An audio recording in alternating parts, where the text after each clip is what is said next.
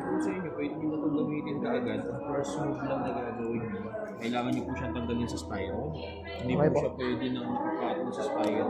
Kasi nakalock yung motor niya. So, sundin nyo lang po yan. Then, pag remove nyo, may maiiwan na lock naman dun sa styro. Hindi nyo na kailangan yun. Ano po? So, travel support lang yun. Tsaka nyo ilalagay yung rod protector. Ito po yung rod protector yung nasa likod. So, ito po, may ano yung paglagay niya. Ito po, may ano yung paglagay nito. May pattern po siya, yung front na yun. Nandiyan po yan, nasa iba po yan. So, ganun po. Okay po. Ay, na yan sa ilalim. Parang hindi po siya pasukin ng dagat. Ilalim po. Hindi na rin tinatanggal yun, sir. Kunyari, pagkatanggal ng styrofoam, ayun na talaga yung... Fix na po yun din, sir. Tapos ma'am, pag maglalaba kayo, mag-allowance kayo ng at least 2 kilo. So, 8.5 kilo siya. Six. 6 or 6.5 kilo. Ito yung yan. So, lagay nyo lang dito. Tapos, Salamat. ayun ba?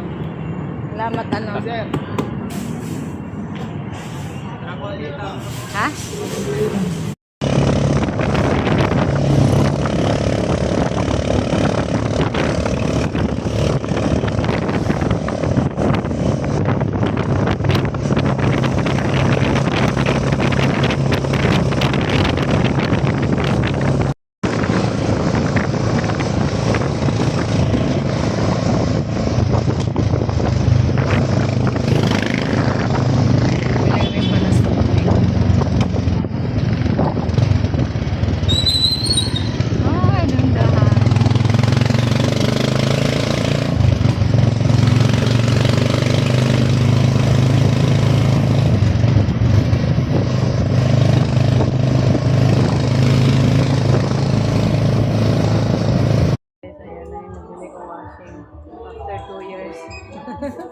After 2 years na si Sir.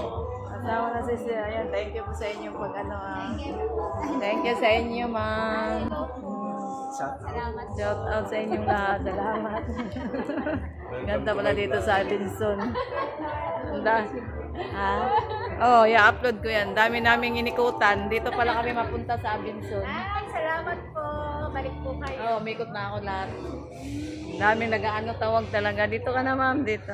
Pero dito talaga ako kaya dito sa kanila. Abenson. Thank you, Abenson.